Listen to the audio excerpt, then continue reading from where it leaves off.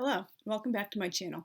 Today I'm going to be doing a quick book review of the latest book which I read for middle grade March. It was for the contemporary book prompt. It was one of the two books I'd requested from my library that they were in process of acquiring after they put in the request for purchasing the books, and I didn't realize they would get to me so quickly, and here it is. It was like really fun and cute, a quick read, and apparently it's the beginning of a series, and I would look forward to reading the rest of the books, although obviously I'm much older than the target audience. It's called JD and the Great Barber Battle by Dillard, and it was illustrated by Akeem S. Roberts, and it was really cute, fun illustrations all throughout the book, and here's the synopsis.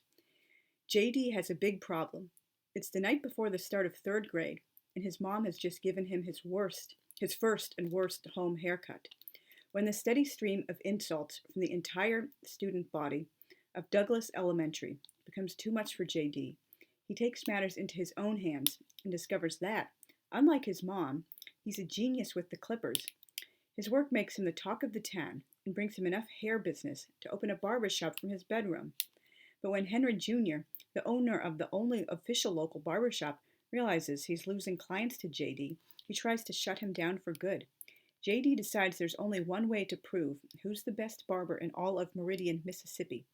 Let the people decide in a great barber battle.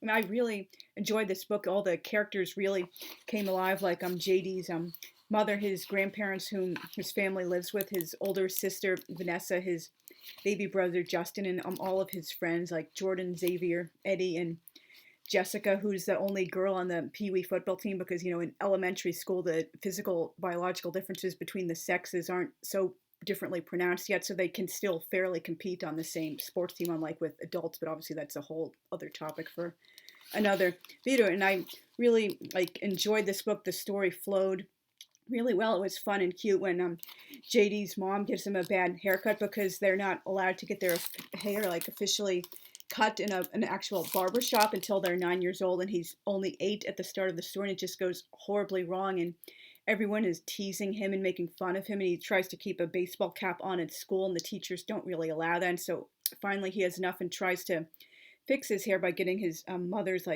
perm relaxer, and then it goes even worse. He was trying to shave the hair off after it relaxed enough, and it just didn't work the way it did prior to this horrible haircut he got at the beginning. He'd always had his hair in cornrows, but he wanted to try something a little different, and he does know a lot about hair. His best friend Jordan, who lives next door, he's been watching Jordan's older brother Naija. I hope I'm pronouncing that name correctly. It's Naija. He's graduated from college and done a lot of work with styling and cutting people's hair, and he really pays attention. JD also likes to do shave shapes and words and stuff into people's hair and color them in with art pencil. So he's not just a little kid playing along with playing at being grown up and cutting people's hair but not doing it really well. He gets a lot of business. All his friends are constantly coming to him and he's charging them $3 for getting their hair cut, and before long he realizes, oh, this is a great booming business. I can save up for stuff like video games. But one thing, I know this might sound like a total pedantic nitpick, I noticed on the first page it describes JD's friend Xavier, who lives across the street. His calls Xavier's father an ex-Marine. That's totally a no-go. Anyone who knows anything about the Marines know you always call someone who's been discharged, honorably discharged, or retired from active service as a former Marine. That's really offensive and insulting if you call someone an ex-Marine, because their slogan Semper Fi, it means something. It doesn't mean oh, you're no longer an active duty Marine because you retired and joined civilian life, so now you're an ex-Marine. No, you are always a former Marine. This is something that kind of annoys me when people do it, but I know I'm kind of rambling a bit. That was just something that stuck out to me. And anyway, it was a really fun, cute story. You get to know the family and the friends and the school life. JD is really a talented young up and coming barber. He'll have a good career when he's older, and so Henry Sr. and Henry Jr., a father and son, run the only local official barbershop in town, and they really don't like that JD is operating a barber shop without permission from the health department out of his own house. So Henry Jr. pays him a visit and said, boy, you better shut this down if you know what's good for her, and so and JD decides to take matters into his own hands. He like prints out a note in computer class at school and slips it under Henry Jr.'s door and like challenges him to a barbershop battle. And it's like really like fun thing throughout the book, like who's going to win, and you don't know who's, it's not obvious or not, but you can probably guess from the children's book it's going to go well, but like you don't know exactly how it's going to turn out and why, and like what's going to happen after that. It's not just like a quick cut and dry story. And here's like one of the pictures when his hairstyle goes wrong when he's trying to do his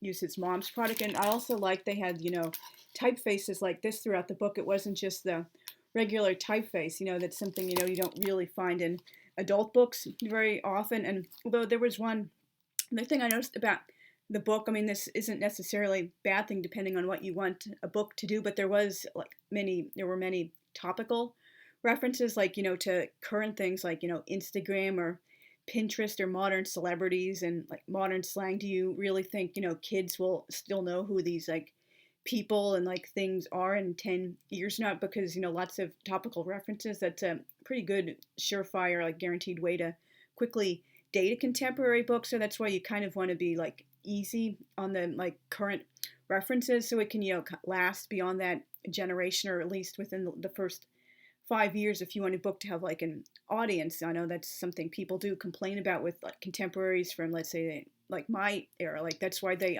kind of have like I have a video about this. I know this is kind of like getting off topic, but I have a video about like we don't need to keep updating classic children's and middle grade books. Like for example, Judy Blume and the Babysitters Club. Let's just take them as like monuments of the generation when they were written, instead of pretending they were written in current times and like changing references to like TV shows and technology and celebrities and such that like kids nowadays might not know about. But anyway, that is just something to keep in mind if you're thinking about getting this book for your kid or for yourself. Like people like in 10 years or so might not know who like some of these like references and things are, but obviously it's more than that. It's not like based around topical references, and you can kind of like understand most of them from the context, even if it might quickly cause the book to date in other ways. Oh, and you see throughout the book, I'm like, JD is a real math whiz. He's constantly, figuring out how much money he's going to make from these haircuts he's doing, and like, how much he'll have to set aside for savings and other things like that. So, he's really a talented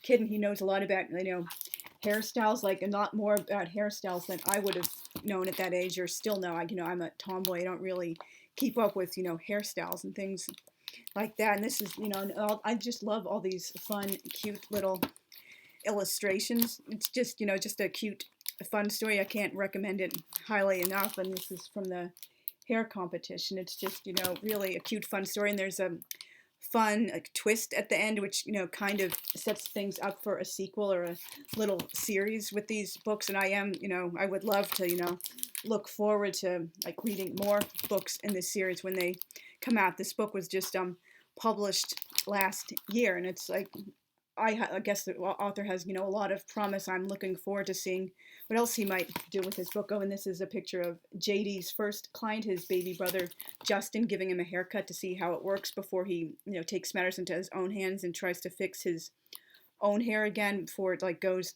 horribly wrong, for like the third time. So, and it's just, I really recommend this book. It was really cute and fun, and I do apologize if I've been rambling a bit. That tends to happen when I'm working completely unscripted.